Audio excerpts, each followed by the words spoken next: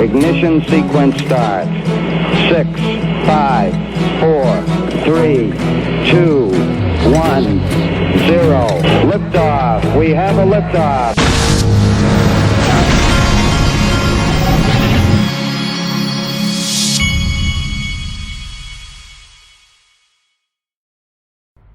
Hey everybody, this is the Digital Asset Investor, and check out this painting I just bought on Masterworks. Art Acquisitions team. Our latest offering is a dynamic, large-scale example of Albert Olin's computer paintings, which were created between 1992 and 2008 and combined rudimentary computer imagery with inkjet printing and traditional media such as oil, acrylic, spray paint, and screen print.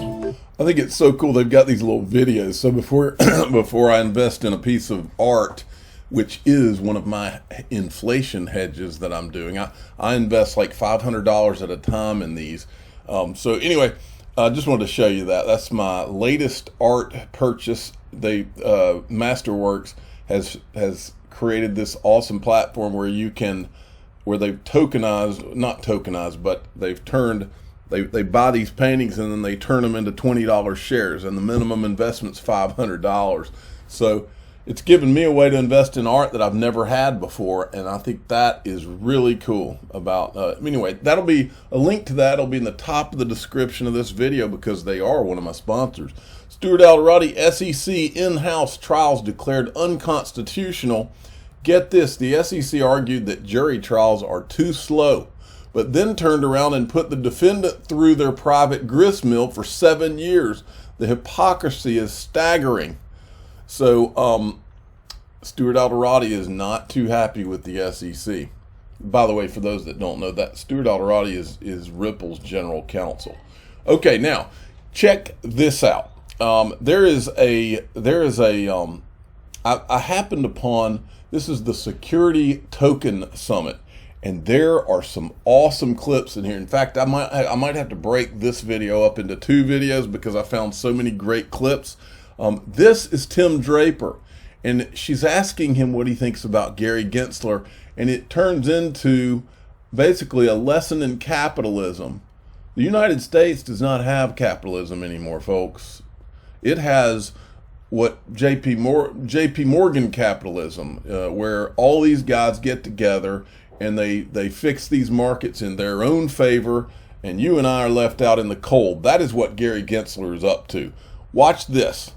Yeah, I'm still struggling with it. And by the way, the volume from this conference was very low. I've got this volume jacked up as high as it'll go.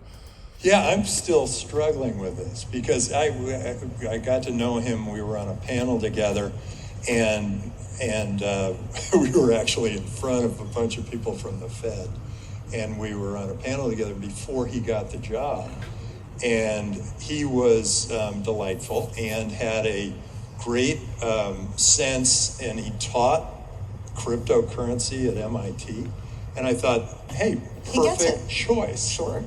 And all of a sudden he took this job, and all of a sudden he's like back in 1940s, and he's working with regulations that were created 80 years ago and trying to apply them to whoever he can. And he's going after, some startup comes up with something in a sandbox, and all of a sudden the SEC's on them. That's not going to encourage innovation. And I think he really needs to figure out how to strike the right balance or even back off. How do you counter him looking at you and saying, Tim, you can't guarantee a return on an asset that is speculative? Yeah, whatever happened to caveat emptor? I sort of feel like, hey, people are smart. You don't have to protect everybody from themselves. Let them take a chance. Boy, you let them go ahead and play the lotto, and that's that's a expected value less than 1. So it's like you end up losing by playing the lotto. Why wouldn't you let people speculate on new currencies, new entrepreneurs, new innovations? If you allow that speculation, the whole economy grows, and it becomes dynamic and exciting, and we all benefit from it. And if you slap it down, you start looking like North Korea. See, what Tim Draper probably does understand, he's just not saying it, is that Gary Gensler and his friends, they're into crony capitalism. And this is a form of capitalism where they all get together and have backroom deals that involve their Wall Street buddies. And then that's how the revolving door, and I would throw Jay Clayton in that too. They're Wall Street white shoe law firms, they're white shoe Wall Street financial firms, and then the SEC. That's the problem with the United States of America right now, and everybody knows it. And that's the reason none of these people are doing anything about ETHgate, because there's no telling how many of their names are involved in all of it. All right, but this guy is one of the good guys in this industry. He is a Bitcoin maxi, but it doesn't matter. And this is a great place to remind you that we're on day 516. ProCoinNews.com, who is the official sponsor of the Digital Asset Investor Hunting and Fishing Club. ProCoin News reminds us that American innovation has been under siege. Well, see, American innovation for these guys is crony capitalism. It's that turnstile that takes you from the SEC to J.P. Morgan to Goldman Sachs and maybe to Sullivan Cromwell and to what's the other one? Sullivan Cromwell and then Simpson Thatcher. You see how this works, folks? For them, they all win because they just work it out behind the scenes. That's what's being allowed. They just never thought that any of us out here would put a timeline together and put their own arrogant words together and show the world what they did. Now, then we've got Tom Emmer. Now, here's what's interesting, folks, and you need to understand this.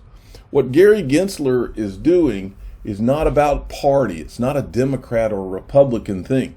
This crony capitalism, whatever you want to call it, okay, this is about money.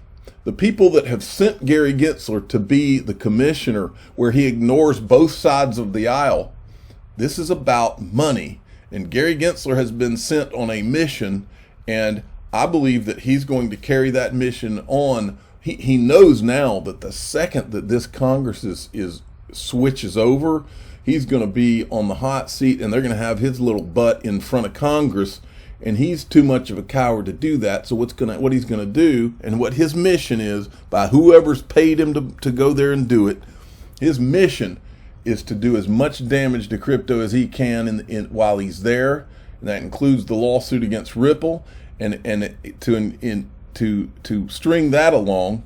And then what he's going to do is the second that the new people come in the midterms and they're ready to put him on the hot seat and make him answer questions, he's going to quit like all these guys, just like Jay Clayton and all of his friends at the SEC did after they dropped the Ripple lawsuit. They quit like a bunch of cowards, and that's what he'll do too. But listen to what Tom Emmer says. We had a crypto hearing in the House, a first one. Our chairwoman doesn't do a bunch of these, but we had the first one in December. An amazing thing happened. You had Republicans and Democrats, which, by the way, one under Jeb Hensarling about 6-7 years ago. I heard Republicans and Democrats all talking the same way, and they were talking like Brad Sherman. Fast forward to this past December, we had Republicans and Democrats both complaining about Gary Gensler at the SEC. And I mean, okay, you can see what's happening. Yeah. So as this grows on the Democrat side, and I'm happy to call out names and give them compliments, but that will that should mute the ignorant comments of another member that just refuses to learn this stuff. All right. So then we have this one. This is listen to what Tim Draper says about Ethereum. This guy is no dummy. Can I just jump on the word trust? Yeah. So over the weekend, Ethereum's co-founder, Vitalik Buterin, you know him, he came out and said to reestablish faith in stable coins, he believes that Terra should make the smaller holders whole again, sort of as if they are an independent FDIC of sorts. Would that fix the confidence problem that we have right now? No, in fact, I don't have confidence in Ethereum because he is printing more Ethereum. Just the way a government prints more money. So you're going to see inflation and you're going to see Ethereum drop in value because he's printing this stuff. And so I'm not sure I would follow his lead. Remember, folks, the Ethereum free pass was not just about designating Ethereum a commodity. It was about creating a monopoly that would give them a monopoly on token issuance. In other words, a money printer. It would give them a monopoly on token issuance. It would give them a monopoly on DeFi. And look what they've done. Look what Joseph Lubin brags about all the time. Oh yeah, we issue tokens all the time, and they try to act like somehow these tokens they're issuing are decentralized by design. And it's one big load of crap. I mean, it's a big, huge load of crap. They're doing nothing but they've used regulatory capture at the SEC to give a monopoly to Ethereum, and they never thought anybody would bust them. Now, check this out, folks, because this right here is what's going on. You think it's a coincidence that this Luna got taken out? You think that was just attacked by some people in their like some kid hackers or whatever? No.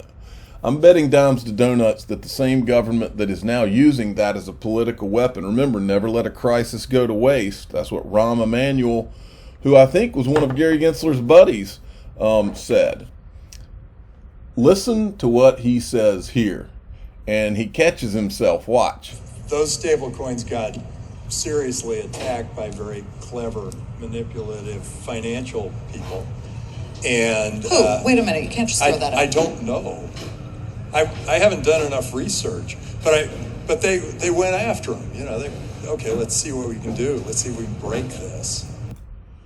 Well, we know that the Ripple lawsuit was a weapon. Was the Luna attack a weapon by the government? I believe so. I'm the digital asset investor. I'm not an investment advisor. This is for entertainment purposes only. Please subscribe, hit the like button, tell your friends and family that there are no coincidences, folks. These things that are happening are being done intentionally, and there's a reason. Thanks for listening.